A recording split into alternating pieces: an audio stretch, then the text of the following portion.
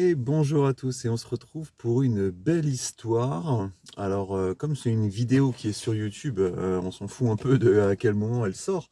Donc, je suis pas obligé de faire ce qui va avec mon contexte du jour. J'espère juste que cette vidéo, elle aura effectivement une vie longue, qui fait que personne ne se rappellera à quel moment elle a été publiée. Personne ne comprend ce que je viens de dire, c'est pas grave, ça me fait marrer, j'ai l'habitude. Alors donc on se retrouve avec une belle histoire. Et pour une fois, j'ai l'impression que c'est une histoire qui est pas plus connue que ça. Alors, je vais vous la raconter. C'est dans les plaines d'Amérique du Nord.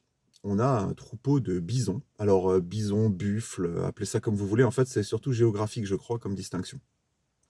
Donc, je vais appeler ça des bisons. Donc, c'est un troupeau de bisons. Et comme vous le savez, les bisons, ils ont cette faculté, comme la plupart des animaux sauvages, de sentir les catastrophes naturelles avant qu'elles arrivent. Et donc, en fait, le troupeau de bisons, il sent une tornade arriver. Et donc, il y a le chef du troupeau de bisons qui se met face à tous ces autres bisons et qui leur dit, bon, les gars, bon, il leur dit pas comme ça, hein. Il dit, bon, les gars, il y a une tornade qui arrive. Donc, notre tornade, elle arrive de notre droite. Donc, ce qu'on va faire, c'est qu'on va filer aussi loin et aussi fort que possible sur la gauche. Donc, les bisons, bah, de toute façon, ils écoutent leur chef et tout le monde dit, ok, ok, c'est parti. Et là, il y a tout le troupeau de bisons qui commence à filer vers la gauche, sauf un qui file vers la droite.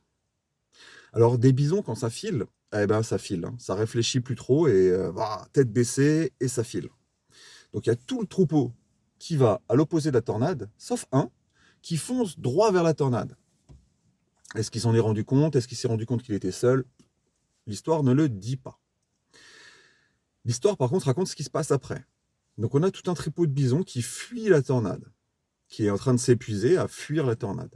Et on en a un autre qui file droit dedans. Celui qui a filé droit dedans, il a souffert pendant un moment, le temps de traverser cette tornade. Il a dû être costaud, il a dû être fort, en plus il était seul, mais il a traversé cette tornade. Il a utilisé toutes ses forces pour résister à la tornade, et juste derrière, eh ben, il était à un endroit calme où il n'y avait plus aucun danger.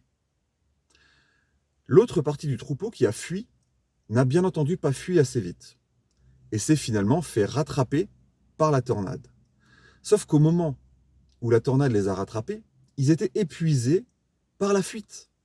Ils ont fui, ils ont mis toute leur énergie, toute leur force dans la fuite, et quand la tornade a fini par les rattraper, elle a causé d'énormes dégâts dans le troupeau qui, épuisé, s'est fait brinque-baller, emporter, secouer, tout ce que vous voulez par cette tornade, et certains ont été gravement blessés. Bien sûr, il n'y a pas eu trop de morts, hein, ça reste une tornade, ils ont réussi à se mettre à l'abri, mais il y a eu des blessés et ils ont fini quand même par subir cette tornade de plein fouet. Voilà, l'histoire s'arrête là. Et donc, qu'est-ce qu'on peut en tirer? Alors, la leçon la plus grande qu'on tire là, c'est que bah, quand on sent une tornade arriver, on a deux choix.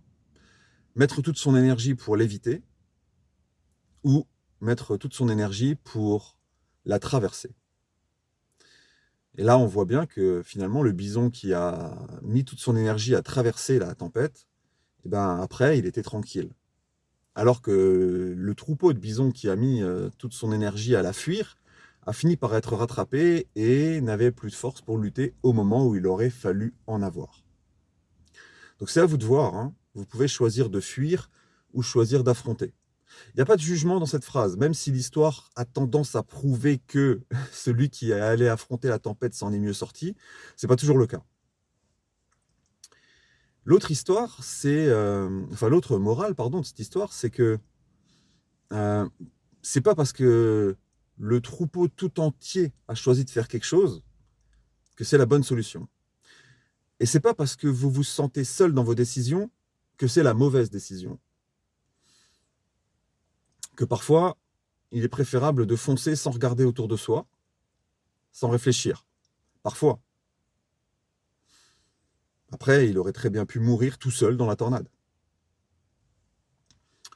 Et enfin, la dernière morale, c'est que, arrêtez de nous prendre la tête avec cette histoire de droite et gauche, hein, c'est compliqué de s'en sortir, on est plein à confondre notre droite de notre gauche et si en plus vous êtes en face de moi, j'ai très peu de chances de comprendre de quelle droite vous parlez, de quelle gauche vous parlez.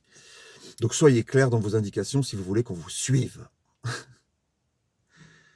Voilà, j'aime beaucoup cette petite histoire, elle est assez intéressante et puis elle est assez rapide à raconter. Voilà, donc je vous souhaite maintenant une belle journée et puis je vous dis à bientôt. Bye bye.